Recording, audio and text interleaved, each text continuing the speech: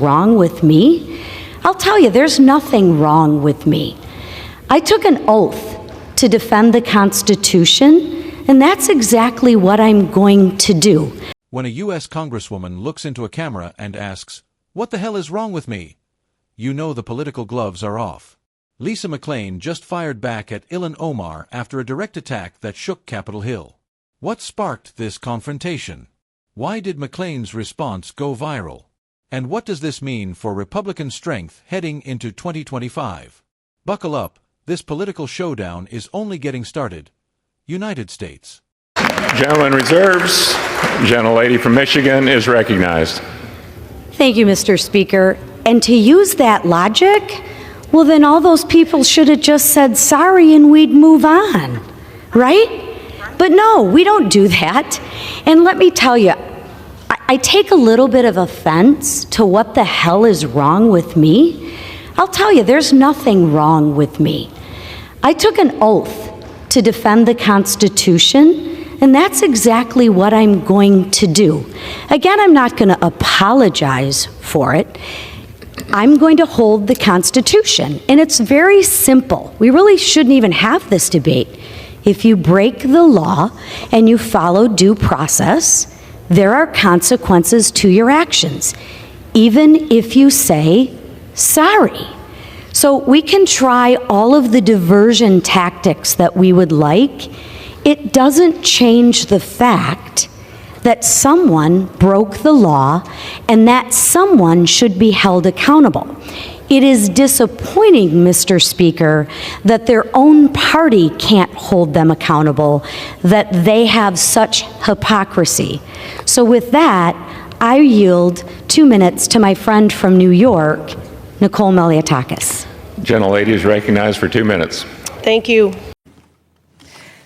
Thank you, Mr. Chairman, and thank you to our witnesses for your testimony today. When Republicans first noticed us of today's hearing, I was immediately excited. I've long been a fan of professional boxing and mixed martial arts, and I was hopeful that we could have a bipartisan discussion about revitalizing a sport that I love. I came to this issue not as a legislator, but as someone who admires the courage and the craft of fighters who put their bodies on the line in the pursuit of greatness. At the turn of the century, Congress passed 2 landmark pieces of legislation to protect and support American boxers.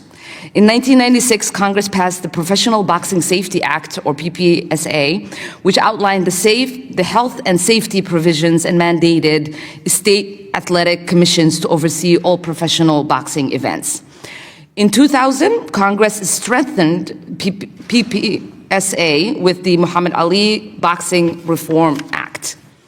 The Ali Act was designed to clean up the business side of boxing after decades of corruption that harmed boxers' livelihoods and integrity of the sport. It required better financial disclosures, increased transparency of ranking and title decisions, and limited conflict of interest so that a single company or individual could not both control a boxer's contract and access to titles. This was meant to stop promoters from demanding that boxers sign away their entire career just to have a chance at a title. In practice, the Ali Act's provisions helped give boxers more information and leverage to negotiate for a fair share of the money that their fights generated and free themselves from any coercive and restrictive contract terms. We should build on these successes and take time to explore other critical issues such as the long-term cost of brain injury and the need for athletes in other combat sports like MMA to enjoy these protections. My hope is that we can use this hearing to discuss these issues thoughtfully and productively. However, my fear is that we are likely to focus on just one bill, H.R. 4624, the Muhammad Ali American Boxing Revival Act, and consider moving it quickly. But I urge my colleagues to take a moment to pause and hold 2 things in our minds at once. First, there are some genuinely promising provisions in the Revival Act. For example, a national $150 per round minimum payment would lessen financial strain on boxers who are still finding their footing in the sport. The bill would also set a national $25,000 floor for insurance coverage that the PPSA currently requires for every fight. Unfortunately, there are sections of the Revival Act that raise serious questions about who will actually control the future of boxing.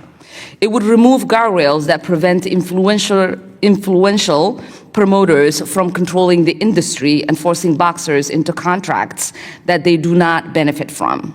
This legislation could also allow major corporations to completely take over the sport, leaving boxers without the leverage or the ability to advocate for themselves and their physical and financial health.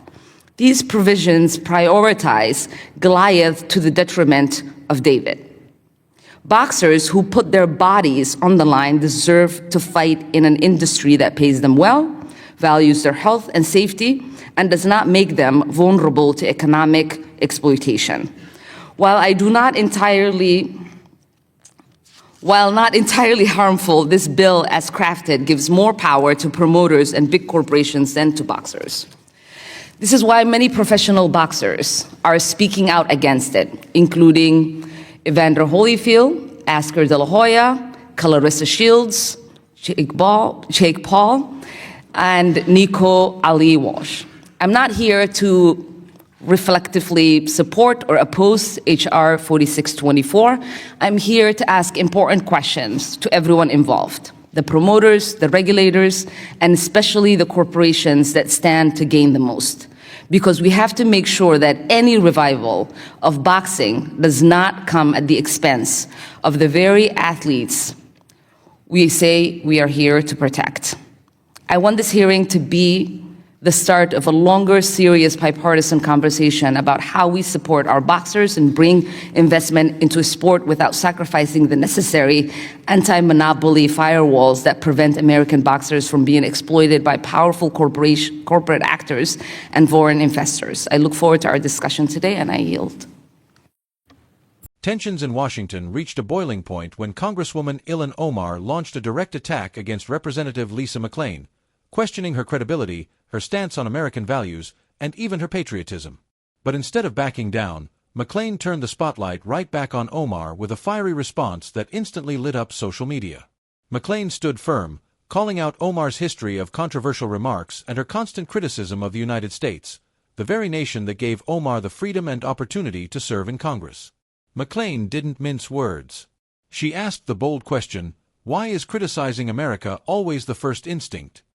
And with passion, she defended the fundamental truth that millions of patriots believe: America is the greatest country in the world, and if you represent this nation, you should be proud to protect it, not tear it down every chance you get. McClain's speech was more than a rebuttal, it was a rallying cry. She reminded the chamber that America first is not a slogan, it's a responsibility. One that demands respect for the flag, for our veterans, and for the freedoms that define us. Many Americans are fed up with leaders who benefit from the Constitution while acting embarrassed by its existence. McClain tapped into that frustration, saying enough is enough. She went on to highlight what every hard-working citizen already knows: real leadership is built on defending American values, not apologizing for them. And as she delivered her now viral line, "What the hell is wrong with me?" it wasn't just sarcasm. It was a message to every critic who thinks loving this country is a flaw. This moment has struck a major chord, especially among Republican voters, because it reminds us of the division playing out every day. United States those who see America as a broken problem, versus United States those who see it as a nation worth fighting for. McClain chose her side loudly and proudly. But what comes next? Will this confrontation push even more Republicans to stand firm? Will Democrats double down on their criticism of American tradition? And whose message will voters rally behind as 2025 political battles heat up? One thing is clear: the fight for America's identity isn't slowing down. And voices like McClain's are only getting stronger. Stay tuned, because this is just the beginning. United States fire.